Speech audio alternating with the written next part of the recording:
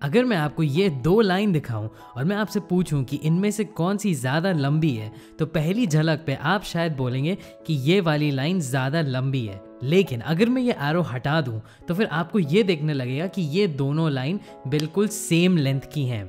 अब आप जब इन दोनों लाइन को देखते हैं तो आप बहुत ज़्यादा दिमाग नहीं लगाते कि कौन सी लाइन ज़्यादा लंबी है। आप बस अपने फर्स्ट इंप्रेशन को ट्रस्ट करते हैं।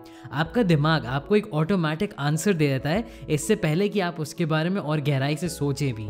इसको बोला जाता है सिस्टम 1 मोड ऑफ थिंकिंग, जिसके बारे में Nobel prize winning psychologist Daniel kahneman ने हम लोगों को बताया है। सिस्टम 1 वाली थिंकिंग बहुत ज़्यादा जल्दी होती है और ऑटोमेटिकली हो जाती है। तो जब मैं बोलता हूँ 2 + 2 = 2, आपका दिमाग अपने आप से 4 बोलता है। ये होता है सिस्टम 1। अब इस तरह के सिस्टम हम लोगों के लिए बहुत यूज़फुल होता है और इसी को काफ़ी लोग गट फीलिंग या इंट्यूशन बोलते हैं। सिस्टम 1 काफ़ी बार आपकी जान भी बचा देता है। जैसे काफ़ी बार होता है कि आप अपनी गाड़ी चला रहे हैं और एकदम से कुछ आपके सामने आ गया और बिना सोचे आप ऑटोमेटिकली अपने आप को बचा लेते हैं। इसी से आप लोगों के बारे में फर्स्ट इंप्रेशन बनाते हैं और कुछ लोग आपको पसंद आते हैं और कुछ लोग आपको नहीं पसंद आते हैं। लेकिन हम लोगों के पास एक दूसरी तरह का भी सिस्टम है जिसको बोला जाता है सिस्टम 2 ऑफ थिंकिंग।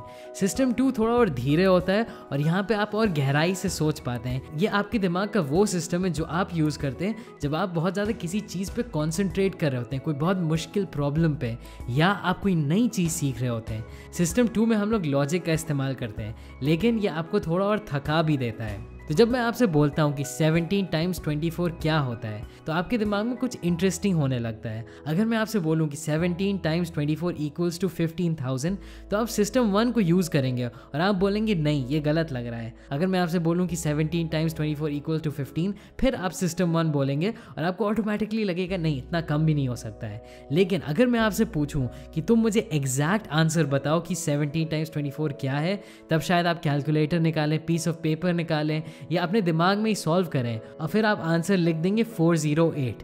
ये होता है सिस्टम 2 तरह की थिंकिंग। सिस्टम 1 वाली थिंकिंग काफ़ी बार आपको एक्सपर्ट बनने से भी आ जाती है। जैसे जो ग्रैंड मास्टर होते हैं चेस में, वो बोर्ड को देखते ही समझ जाएंगे कि उनको क्या करना चाहिए। लेकिन जब कोई नया खिलाड़ी खेल रहा होता है तो उसको सिस्टम 2 यूज़ करके बहुत लंबे टाइम तक सोचना होता है। सिस्टम 2 में आपको बहुत ज़्यादा अटेंशन यूज़ करना होता है और अगर वो अटेंशन आपका कम हो जाए तो आप सिस्टम 2 वाली थिंकिंग नहीं कर पाते हैं। अब क्योंकि सिस्टम 1 इस तरीके से ऑटोमेटिकली चलता है और इसको कभी हम बंद नहीं कर सकते हैं, काफ़ी बार हम लोग बड़ी बड़ी गलतियां भी कर सकते हैं सिस्टम 1 के लिए। इन गलतियों को बोला जाता है बायसेस। बेस्ट सोल्यूशन हमारे लिए ये है कि हम लोग समझ पाएँ कि किन सिचुएशन में हम लोगों को सिस्टम 1 यूज़ करना चाहिए और कब हम लोगों को सिस्टम 2 यूज़ करना चाहिए।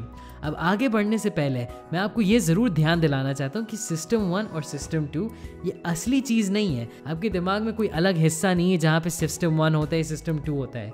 ये बस समझने का तरीका है जिससे आपको पता चलेगा कि आपका दिमाग कैसे काम करता है। अब आप सोच रहे हैं कि ये मुझे मेरे रोज़ के जीवन में कैसे मदद करेगा। अब मैं आपको बताना चाहता हूँ कि अगर आपका सिस्टम 2 बहुत ज़्यादा आलसी है और वो अपना काम नहीं कर रहा है तो आपके साथ बहुत सारी प्रॉब्लम्स हो जाएंगी। और सबसे ज़्यादा तो ये इंपॉर्टेंट है कि आपका सिस्टम 1 और सिस्टम 2 कैसे काम कर रहा है, ये अफेक्ट करेगा कि आप इस दुनिया को कैसे देखते हैं। काफ़ी बार ये होता है कि अगर आपका लेज़ी सिस्टम 2 है तो आप अपने दिमाग में ऐसी कहानियाँ बना लेते हैं जो सच नहीं है। इसको बोला जाता है नैरेटिव फैलेसी। मान लीजिए मैं आपको 3 फैक्ट्स देता हूँ। मैं आपको बोलता हूँ कि आजकल के दिन 70% और ज़्यादा पोल्यूशन है हवा में पिछले 10 साल के कंपैरिजन में, या लोगों की मौत में 5% इंक्रीज हो गया है जो कैंसर से मरते हैं, या रिसेंटली 5 स्पीशीज इस दुनिया में एक्सटिंक्ट हो गई हैं।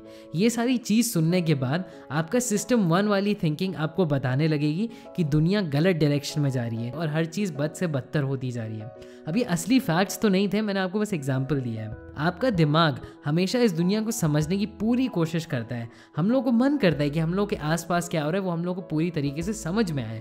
और जब सिस्टम 1 ये 2-3 फैक्ट को यूज़ करके हमको आसान एक्सप्लेनेशन देता है कि ये दुनिया बहुत डेंजरस हो रही है, हम लोग उसको मान लेते हैं। लेकिन यहाँ पे आपके पास चॉइस है कि आप सिस्टम 2 को भी यूज़ करें। सिस्टम 2 को यूज़ करने का मतलब हो कि आप फैक्ट्स देखें, आप स्टेटिस्टिक्स देखें, आप अलग अलग चीज़ें देखें।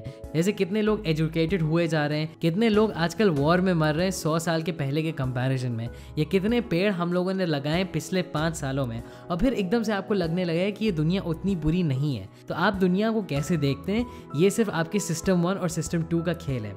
दूसरी चीज है अवेलेबिलिटी बायस। काफी बार आप नोटिस करिए कि मीडिया में क्या हो रहा है आजकल, जो लोग मीडिया को कंट्रोल करते हैं वो एक चीज को जानते हैं जिसको बोलते हैं अवेलेबिलिटी बायस। एक एग्जांपल लेते हैं, मान लीजिए 2018 में 2 प्लेन क्रैश हुए।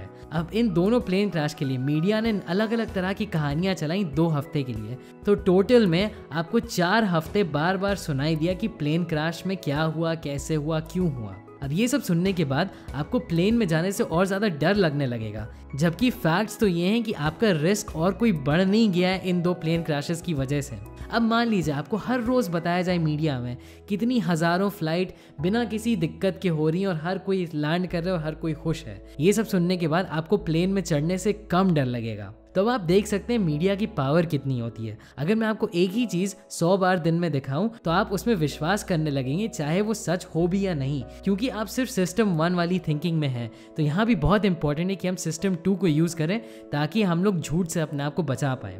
एक और चीज़ है जो हमको समझनी होगी, वो है कन्फर्मेशन बायस। हर इंसान चाहता है कि वो जिस तरीके से दुनिया को समझता है उसको वो सही प्रूव कर ले और उसके लिए वो सबूत ढूंढता है। सिस्टम 1 आपकी किसी भी डाउट को दूर करने के लिए ऐसे फैक्ट्स ढूंढता है जिससे आप अग्री करें, और वो फौरन आपको वैसा ही सोल्यूशन दिखा देता है जैसे कि सच वही है, और इसी वजह से काफ़ी बार आप गलत चीज़ों में भी बिलीव करने लगेंगे। तो आपको एग्जाम्पल देता हूँ। मान लीजिए कि आपका एक बिलीफ है कि एक कंट्री से आने वाले लोग बहुत ज़्यादा स्मार्ट होते हैं, और फिर आपको एकदम से कहीं न्यूज़ में स्टडी दिखे कि इस कंट्री से आने वाले लोग बहुत ज़्यादा पैसे कमाते हैं, तो आपका सिस्टम 1 इस स्टडी को देखेगा और एकदम से आपका बिलीफ बहुत ज़्यादा स्ट्रॉन्ग हो जाएगा कि हाँ, मैं जो सोचता था वही सच है। आप उस स्टडी के ऊपर सवाल उठाएंगे ही नहीं कि ये किसने स्टडी करी, कहाँ से आई, क्योंकि ये आपके ओरिजिनल बिलीफ से इतना मिलती है, आप उसके बारे में ज़्यादा सोचेंगे ही नहीं। हो सकता है ये स्टडी फेक हो या सिर्फ 100 लोगों पे करी हो या इसमें ज़्यादा डिटेल्स ना ली गई हो, लेकिन क्योंकि आप अपने सिस्टम 1 पे डिपेंडेंट है, आप उस स्टडी को सच की तरह मान लेंगे।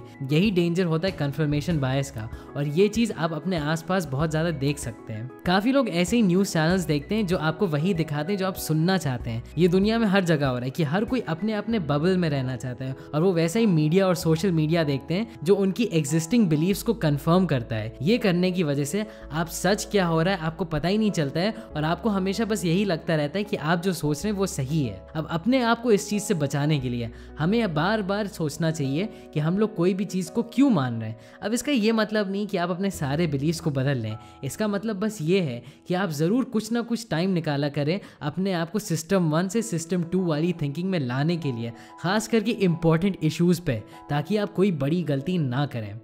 चौथा पॉइंट है हाइंडसाइट इल्यूजन। काफ़ी बार हम लोग को ऐसा लगता है कि अतीत में जो हुआ है उसको हम जानते हैं, और हम लोग सोचते हैं कि हम लोग फ्यूचर में क्या होगा ये भी समझ सकते हैं, लेकिन सच्चाई तो ये है कि हम लोग अतीत को भी नहीं समझते और आगे क्या होता है इसका भी ज़्यादा आइडिया हम लोग को नहीं होता है। एक बार कोई ना कोई इवेंट हो जाता है, हम लोग ये भूल जाते हैं कि हम लोग उस इवेंट के पहले कैसे सोचते थे और हम लोग का माइंडसेट क्या था।